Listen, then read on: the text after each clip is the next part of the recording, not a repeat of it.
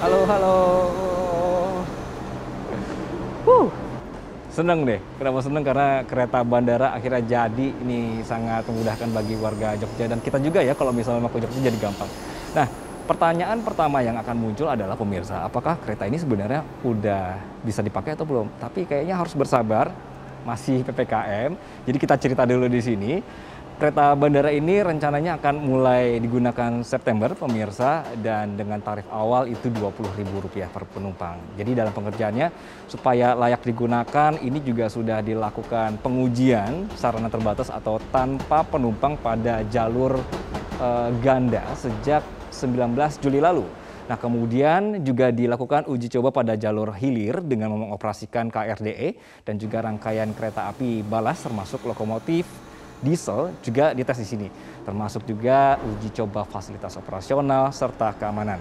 Nah, jadi kalau misalnya dulu Anda naik kereta dari Bandara IA, penumpang itu akan naik kereta harus ke Tugu sampai ke stasiun Wojo.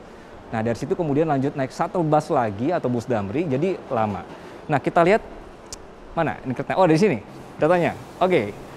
Jadi kalau untuk kali ini pada tahap awal operasional komersil disiapkan 30 perjalanan kereta api per hari dan waktu tempuhnya ini lebih cepat sekali dibandingkan dengan menggunakan jalur darat dari pusat kota menuju bandara. Jadi akan lebih mudah ya. Kemudian juga sekarang karena sudah jadi kereta apinya, ini juga akan lebih mudah sekali. Anda bisa langsung dari Tugu, langsung ke bandaranya. Jadi cepat banget, jadi tanpa nyambung-nyambung lagi.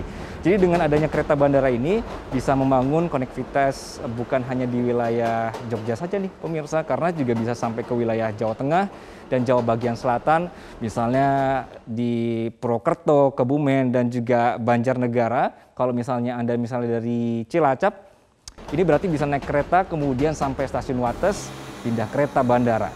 Gampang sekali. Oke, dan headway-nya ini juga cepat, jadi di rata-rata 60 menit.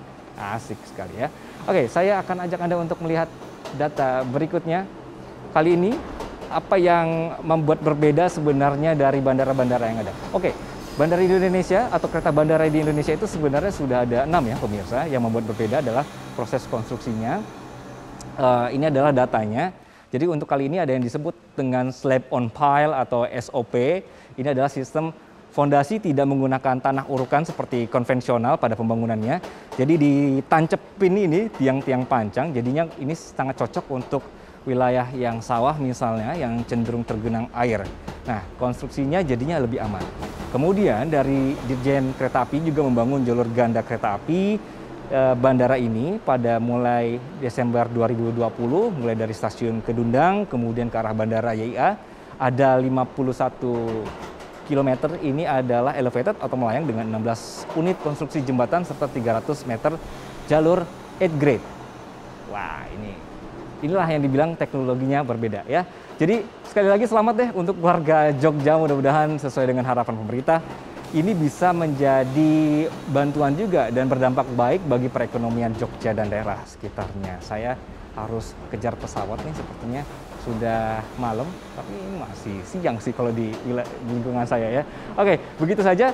Sampai ketemu deh, atau kita bisa rame-rame naik kereta ini. Bye-bye. Anggi Sibuan pamit.